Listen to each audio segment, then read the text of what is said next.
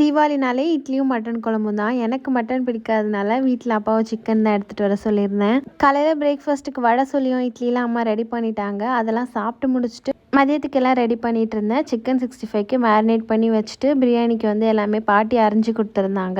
நான் side by side பண்ணிகிட்டு இருந்தேன். சிக்கன் குழம்பு வச்சுட்டு பிரியாணி வந்து ஜீரக சம்பா ரைஸில் தான் இந்த தடவை வந்து பண்ணியிருந்தோம். பிரியாணி எப்பொழுதும் போல தான் பண்ணியிருந்தேன். ரைஸ் மட்டும் ஒரு 20 மினிட்ஸ் ஊற வச்சுட்டு அதுக்கப்புறமா அதில் வந்து ஆட் பண்ணியிருந்தேன். கிரேவி ரெடி ஆகிடுச்சு. பிரியாணிக்கு மட்டும் விசில் விட்டுட்டு மீதி பாத்திரம்லாம் நிறையா இருந்ததுனால எல்லாத்தையுமே எடுத்து வாஷ் பண்ணிகிட்டு இருந்தேன். பிரியாணி ரெடி ஆகிறதுக்கும் எல்லா ஒர்க்கும் முடியறதுக்கும் கரெக்டாக இருந்துச்சு. எல்லாம் முடிச்சுட்டு பிரியாணி வந்து ஓப்பன் பண்ணி பார்க்குறப்போ அவ்வளோ நல்லா இருந்துச்சு. சூப்பராக வெந்திருந்துச்சு. சிக்கன்லாம் டேஸ்ட்டுமே ரொம்ப நல்லா வந்திருந்தது. அப்படியே வந்து சிக்கன் 65க்கு மேரினேட் பண்ணி வச்சுருந்ததுமே எடுத்து பொரிச்சு வச்சுட்டேன். மழை விடாமல் பேஞ்சிட்டே இருந்துச்சு. அதுக்கு நல்லா எதமாக சுட சுட பிரியாணி கிரேவி எல்லாம் சாப்பிட்றப்போ அவ்வளோ நல்லா இருந்துச்சு. தீபாவளி கம்ப்ளீட் ஆன ஃபீலே அப்போ தான் வந்துச்சு.